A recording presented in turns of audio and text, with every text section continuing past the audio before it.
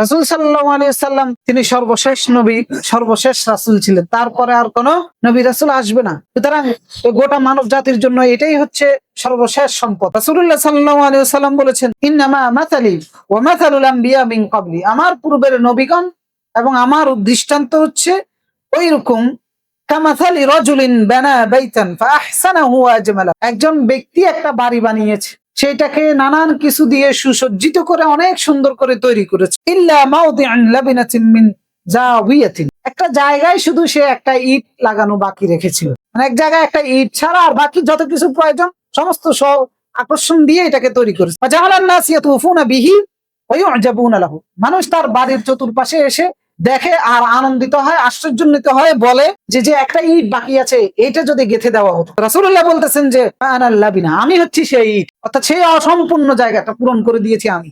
আনা খাতামুন নবিয়্যিন, আমি শেষ নবী।